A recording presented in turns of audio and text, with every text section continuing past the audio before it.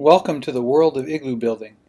Over the next couple of slides, we should give you a pretty good idea how to build an igloo. There is a science to it, so let's take a look at what those pieces of the puzzle are. First thing we need to know about is the nature of ice. It'd be nice if it was these little cubes, like Legos, and we could just click them together and make igloos. But unfortunately, it comes in this powdery form, so we're going to have to know how to deal with that. There is some engineering involved in building an igloo. A way to put the pieces together, and part of that igloo engineering is something called the center of mass, and where the center of mass of a block is really important. This elephant demonstrates really well the idea of the center of mass balanced on top of this ball. And the other thing we want to think of a little bit about is what are we going to wear when we're up there working, building igloos. So let's talk about the nature of ice.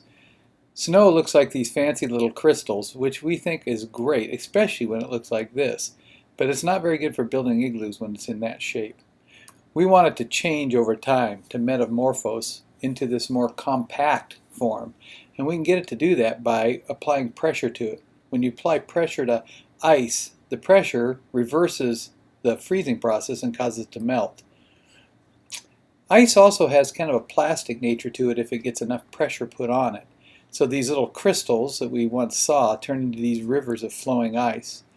And if we take a little look at a glacier, we can see in this cross section that the glacier on top is all cracked, but underneath it doesn't crack because the pressure down there causes the ice to melt, and it has a plastic flow to it.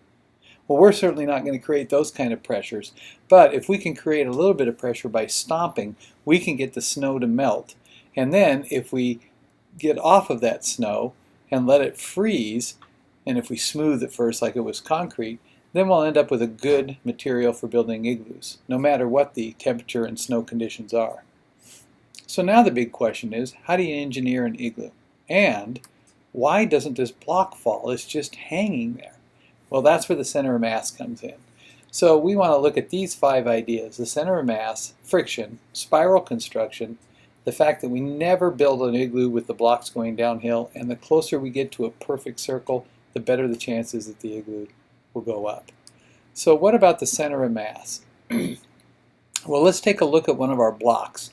If we want to find the center of mass of this block, we can draw 2 lines through it. Since the block is uniform in shape and in density, then the center of mass will be right at the center of the block.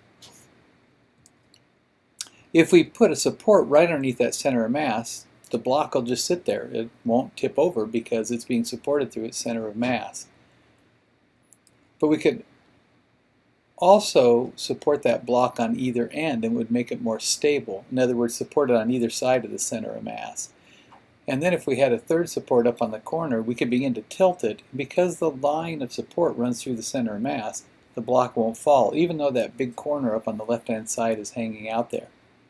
However, if the block ends up being supported in the middle, then all of a sudden the line of force is inside of the center of the mass, and the center of the mass is hanging out to the left. And if that happens, that block's going to fall over. So the big point is 3 points of contact. Those 3 points of contact are here, here, and here. And if we have those points in contact, the block won't fall.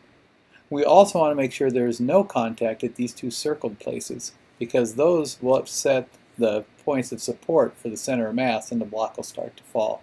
We want that center of mass supported by the 2 corners, which means on an igloo block, the corners are everything. You want to protect those corners and make sure that you don't break them or chip them when you're cutting the block and then when you're taking the block to the igloo.